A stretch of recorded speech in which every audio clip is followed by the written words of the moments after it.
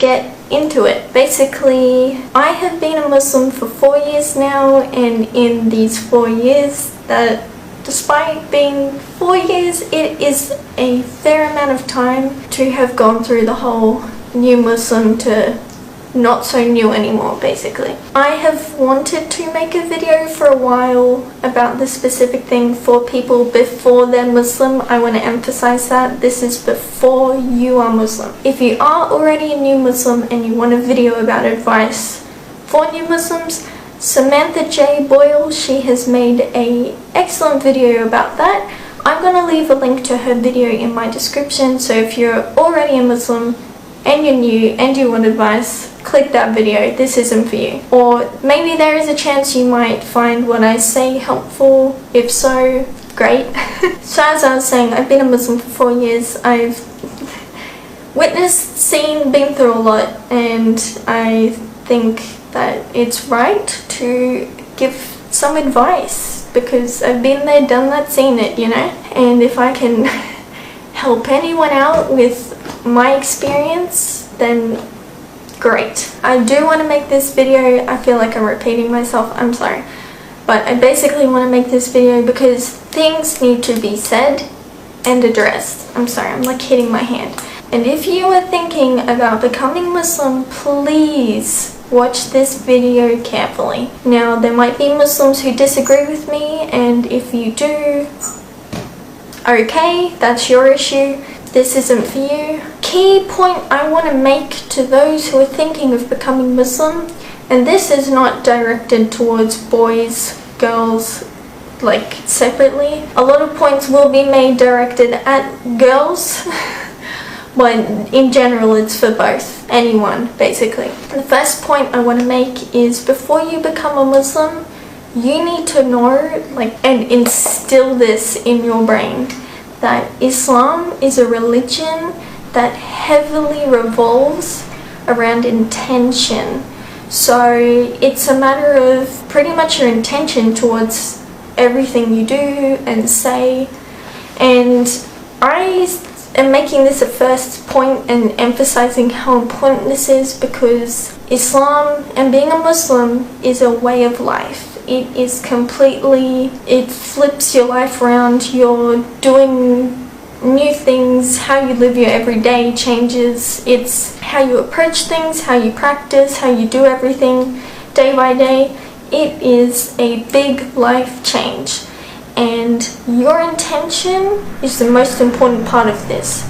Why? Because so many people have this thing in their mind that they're a bad Muslim because maybe they've not been able to break a habit yet, maybe because they haven't learnt a lot yet. And quite honestly, though learning and doing your best is important, it's your intention that you're held accountable for, basically. And people put so much pressure on themselves to have this amount of knowledge by this amount of time, when it never ever says that you need to know this much by this time. You put pressure on yourself when it was never ever expected of you, and then you start stressing, you have anxiety, and basically it's because you have put that on yourself, because nowhere does it say you have to know this by this time and do all this in this time. No, never do that to yourself, and never give yourself an excuse to think that way. This is why I'm emphasizing intention. Your intention is what you're accountable for. As long as you intend to keep learning and keep trying your best, that is all that matters. It's not about the amount of knowledge you have. It's not about the amount that you do. It's how good your intention is towards what you do. Islam is meant to be easy, and it does accommodate to people learning differently. It gives this understanding that everyone is on their different path. They have different ways of learning. They have how much time, like different amounts of times that they can achieve their own things, because it is personal, and you're not here to match how much someone else has gone through, you know? It's you for you. It's your belief, your journey, your time.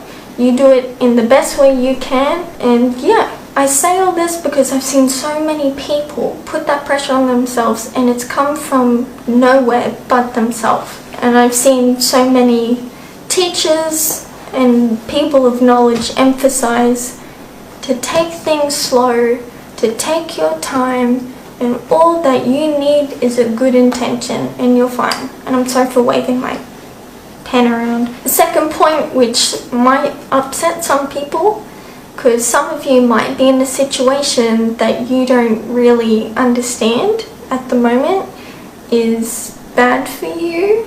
But regarding intention, you need to have the right intention when becoming Muslim.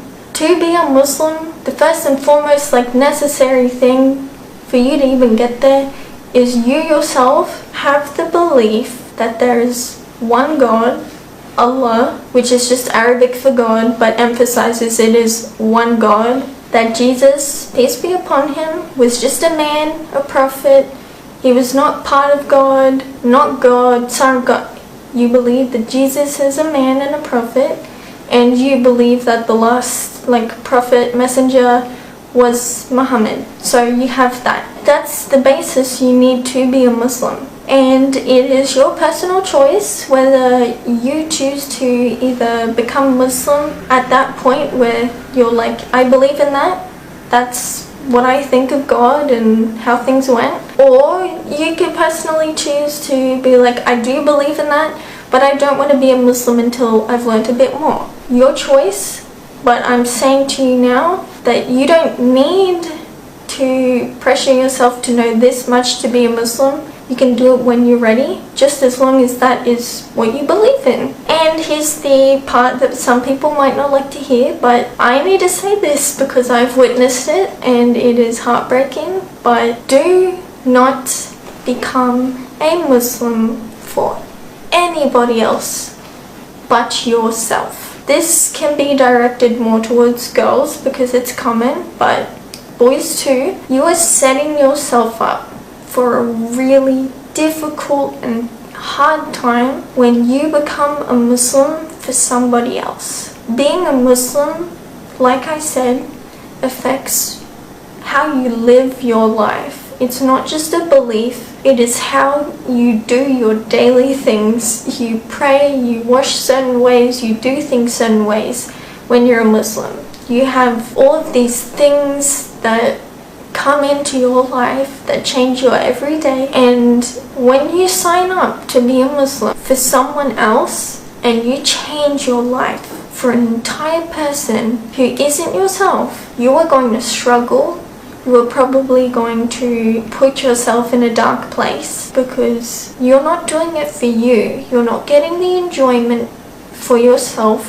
You're not benefiting for yourself. None of it is for you, and that is draining, tiring, toxic, stressful, and just downright a bad position to put yourself into. If you really like this person that has introduced you to Islam and you want to be with them, do not become a Muslim for anyone but yourself, no matter how much you like a person, because it can damage you.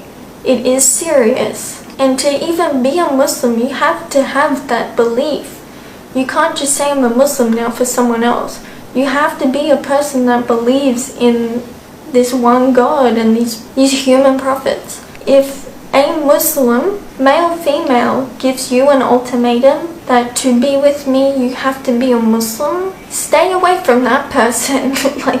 They've already done wrong by putting that pressure on you. No one should have to go through that pressure of I have to change my whole life to be with someone. No, that's wrong. You don't deserve that, and it will be hard on you. And no person is worth putting yourself through that much difficulty. And just the fact that they put that pressure on you, is questionable. Who would do that to someone else? And I also want to stress this point. If you do want to be a Muslim and you do want to be with someone who's introduced it to you, please, if that person in any way has gone about approaching you un-Islamically, avoid them. And this is my personal opinion. You don't want to sit there dreaming one day, if you genuinely want to be Muslim and you believe in marriage first, you believe in like the whole doing it the right way and having this special nikah, which means wedding, and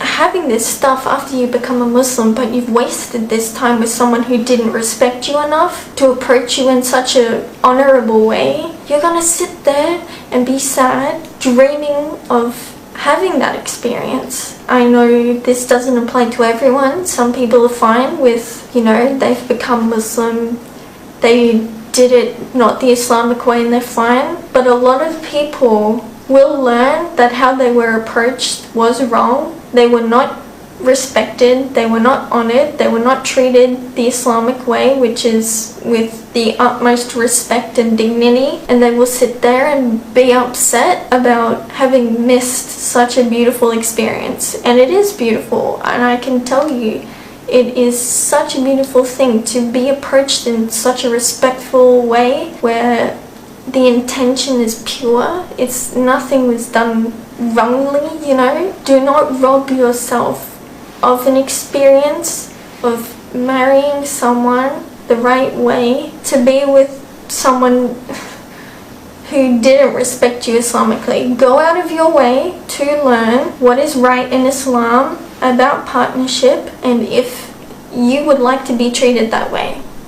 And if you're not being treated that way by the person who's introduced you to Islam and has just not respected you Islamically and given you what your right to is, what you deserve, you need to think about if that person is worth being pretty much upset about the whole time you're with them, because they just didn't go about it the right way and they didn't respect you. If you had no idea that in Islam we don't date and we don't do all these things, and that's happened to you, you will feel like you weren't treated as highly as you're supposed to, because in Islam you do have to go out of your way to learn that basically, I'll use the woman for example, but a woman is so up there that you are not allowed to touch her.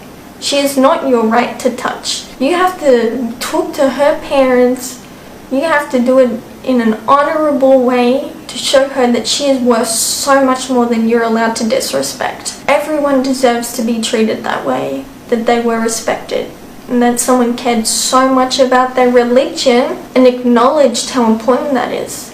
That they wouldn't go to someone who's not a Muslim and either introduce them to Islam and say, you have to revert for me, or that person believes in Islam, but they take advantage of how little you know and they go and do it the wrong way. You don't want to be with someone who treats you that way. Like I said, this isn't everyone, but this is so important. And do not settle for any less than you deserve. Some people won't like hearing that because they are in that situation and they're going to be like, oh, but he loves me, but she loves me.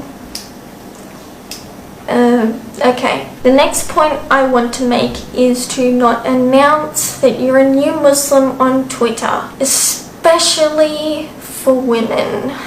And I say this because as someone who uses Twitter, I have seen all these people who announce it on Twitter. People with revert fetishes for new Muslims are like stalking these people. You're going to get a lot of unwanted attention, and this famous 5 minutes of fame simply because you're a new Muslim, it's not going to last, and all you're going to be left with is creepy people. I will say you can make a lot of friends from these things. All the attention you receive is just for such a wrong reason. People like to hype up and be like, wow, this person's a new Muslim, but they don't care about you any further than that. They acknowledge you've come to Islam and they say mashallah, which means God's willed you to be a Muslim, but they don't help you any point past that. You will feel lonely,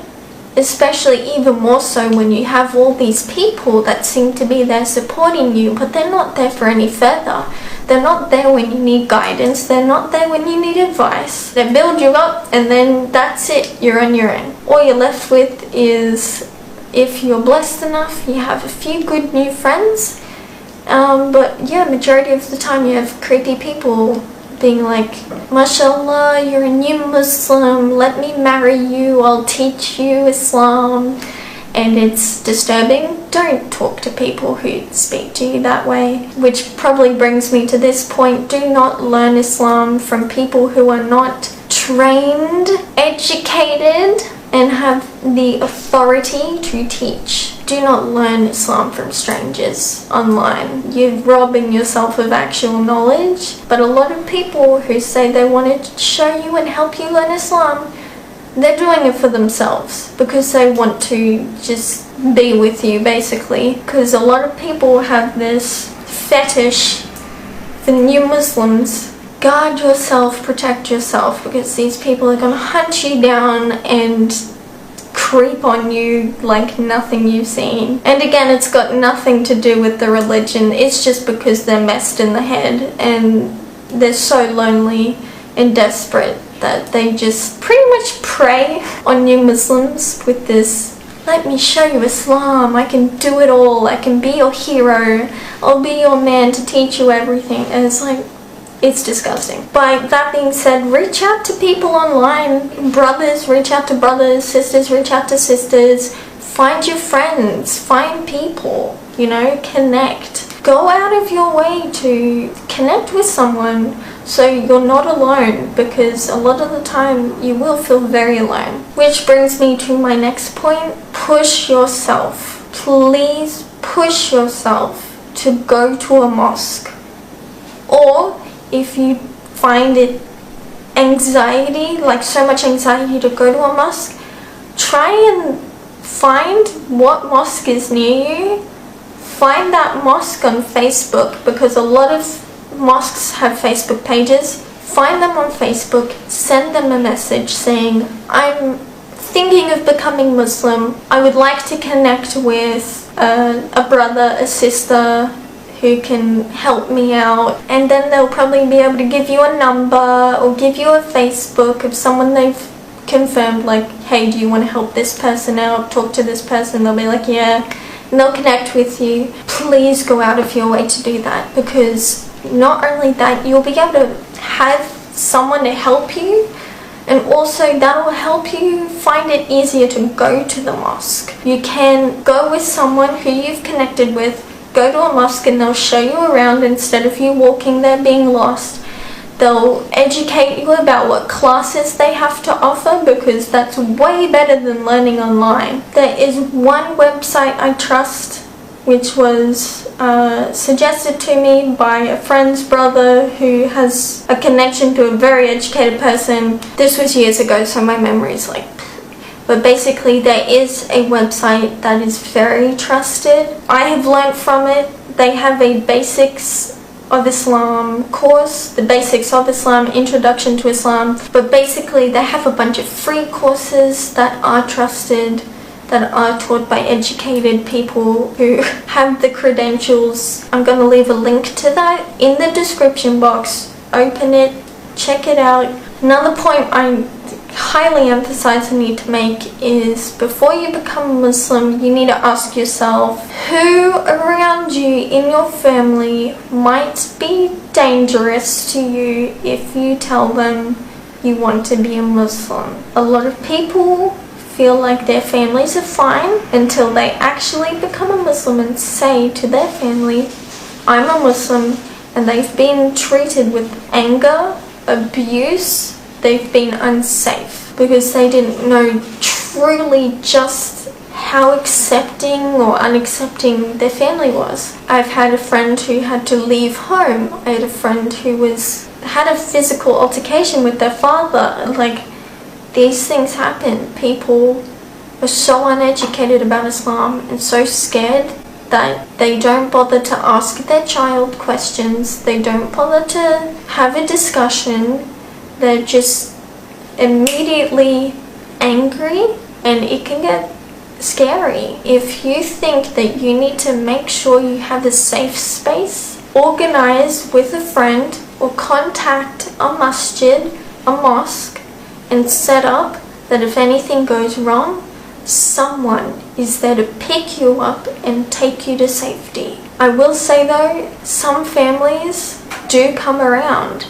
They take time to calm down, they have talks, and then they finally be chill, and they see it's not as bad as they thought it was. It is serious. These things do happen. Not everyone is fortunate enough to have a family who are level-headed and understanding and open-minded, who can see that you're not crazy, you're just a human being who believes in something, you know. With the whole family thing comes friends, and if you become a Muslim, this is a whole other point, you could lose people in your life.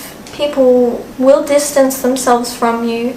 Some are immediate, like cussing you out, or they're so unaware of what anything is, and they're so filled with hate that they're rude to you, they're mean to you, they bully you, and just shut themselves out of your life.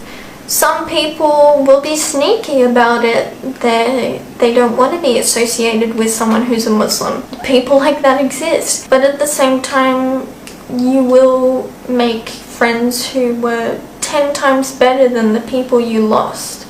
People who would literally walk in front of a bullet for you, like that no matter what you're going through, that they are there for you. Because once you become Muslim, there is a big sense of community in the faith. This faith is very community based.